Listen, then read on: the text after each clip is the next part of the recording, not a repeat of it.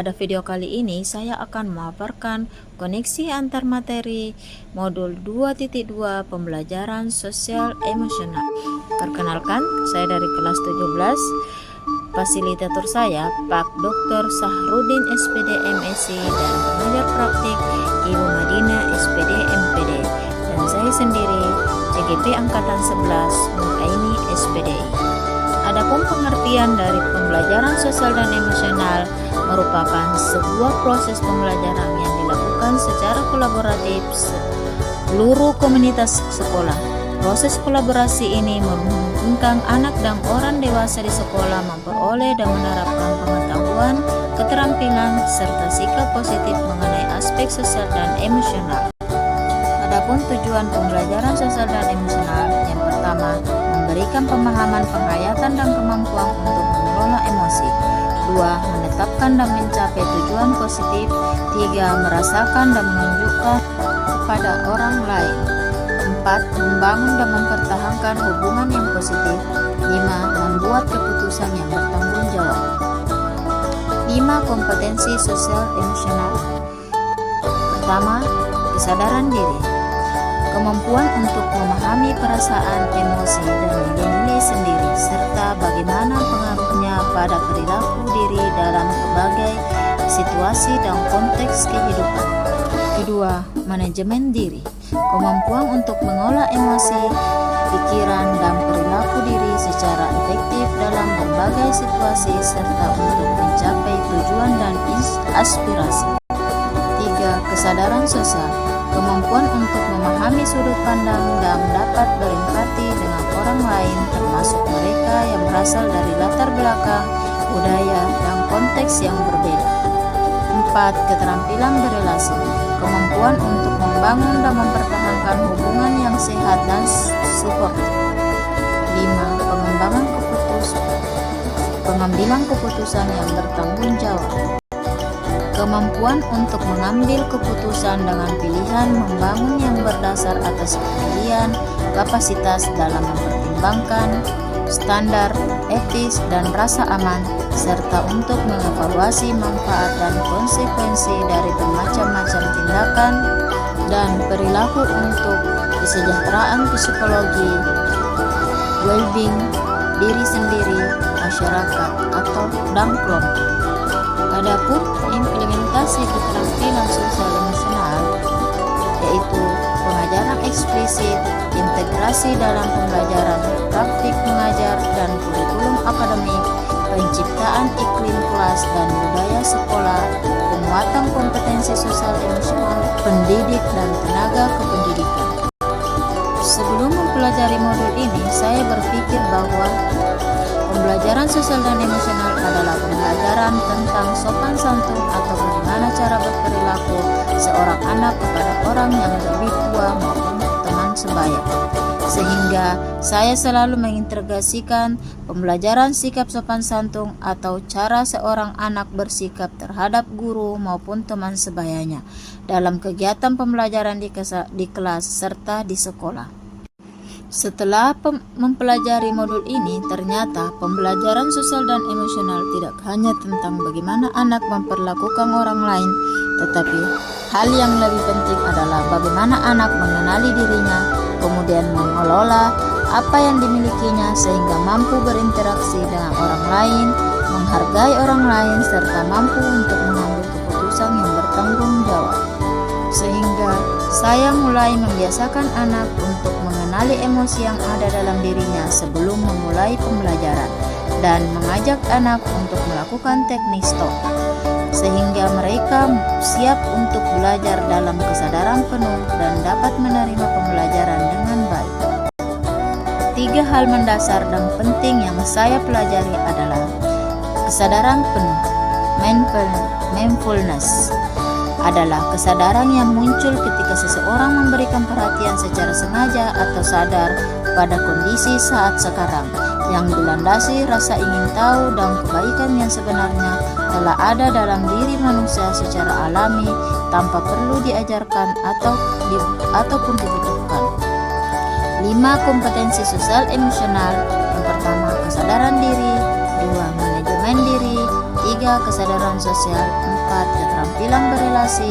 5. Pengambilan keputusan yang bertanggung jawab. Kemudian, kesejahteraan psikologi well-being adalah sebuah kondisi individu yang memiliki sikap positif terhadap diri sendiri dan orang lain, dapat membuat keputusan dan mengatur tingkah lakunya sendiri, dapat memenuhi kebutuhan sendirinya dengan menciptakan dan mengelola lingkungan yang baik, memiliki tujuan hidup dan membuat hidup mereka lebih bermakna serta berusaha mengeksplorasi dan mengembangkan diri. Perubahan yang akan saya terapkan di kelas, saya akan memudayakan dan mengintegrasikan PSE dalam setiap pembelajaran yang saya laksanakan, misalnya membuat papan emosi di kelas yang akan diisi murid setiap pagi sebelum pembelajaran, mengajak murid untuk menghadirkan mindfulness dengan teknik STOP. Pembelajaran dilaksanakan secara individu dan berkelompok secara seimbang sehingga mampu mengembangkan 5 KSE. Menghadirkan pembelajaran yang kontekstual sehingga anak akan memiliki ketertarikan dan ingatan yang kuat terhadap pembelajaran. Perubahan yang saya terapkan di sekolah. Yang pertama, saya akan berusaha menjadi teladan yang baik dalam penerapan KSE di sekolah. Kedua, saya akan menambahkan pemahaman serta penerapan tentang KSE yang saya dapatkan dan terapkan di kelas saya kepada rekan sejawat.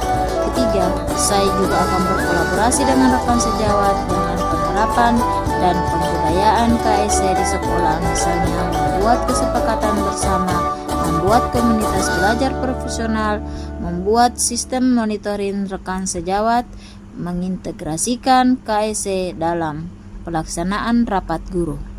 Keterkaitan antar materi. Keterkaitan antar materi pembelajaran sosial dan emosional dengan filosofi Ki Hajar Dewantara dan nilai-nilai dan peran guru penggerak, visi guru penggerak, budaya positif, pembelajaran berdiferensiasi. Keterkaitan materi antara filosofi Ki Hajar Dewantara dan pembelajaran sosial emosional. Filosofi pemikiran Ki Hajar Dewantara menyebutkan bahwa mendidik adalah menuntun tumbuh kembang anak sesuai dengan kodrat alam dan zamannya sehingga menjadi manusia merdeka. Ki Hajar Dewantara juga menekankan adanya pendidikan budi pekerti yang seimbang serta pendidikan haruslah berhamba pusat pada murid. Hal ini tentunya sangat sesuai dengan konsep pembelajaran sosial dan emosional. Dengan mengintegrasikan dan memudayakan PSE di dalam kelas dan sekolah, maka anak akan mampu untuk mengenali dan mengelola dirinya serta akan memiliki budi pekerti yang luhur sehingga akan tercipta lingkungan belajar yang berpusat pada murid, aman dan nyaman. Keterkaitan materi, nilai dan peran guru dan pembelajaran sosial emosional. Pembelajaran sosial dan emosional akan mampu untuk membuat seorang guru menyadari dan memahami nilai-nilai serta perannya sebagai seorang guru penggerak.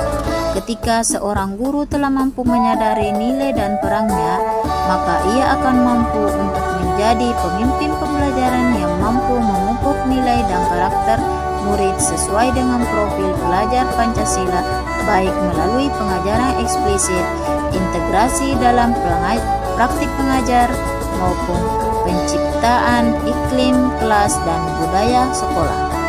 Keterkaitan materi, visi guru penggerak, dan pembelajaran sosial emosional.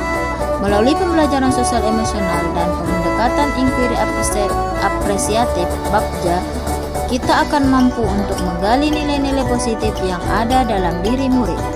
Nilai-nilai yang tergali tersebut dapat kita jadikan sebagai sebuah visi yang nantinya akan menjadi sebuah kebiasaan dan budaya sekolah. Penerapan visi tersebut akan terwujud melalui pembelajaran sosial emosional yang kita laksanakan sehingga akan membentuk profil pelajar Pancasila.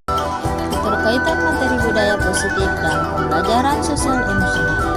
Melalui pembelajaran sosial dan emosional, baik guru maupun murid akan mampu untuk menyadari serta mengontrol emosi dan potensi diri mereka sehingga akan mampu mendukung Penciptaan budaya-budaya positif baik di kelas maupun di sekolah.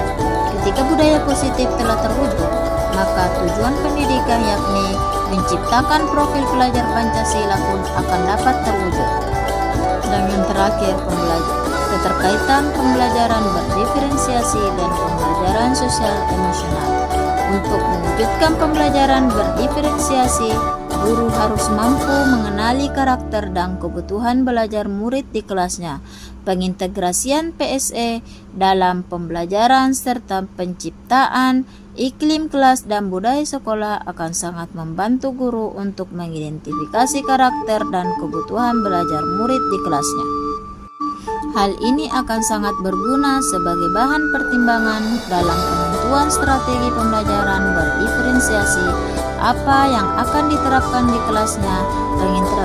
Pengintegrasian PSE ini juga akan mampu mendukung guru untuk menciptakan suasana belajar yang mengundang murid sehingga pembelajaran berdiferensiasi dapat terlaksana dengan aman dan nyaman serta terwujudnya merdeka belajar. Sekian pemaparan saya kali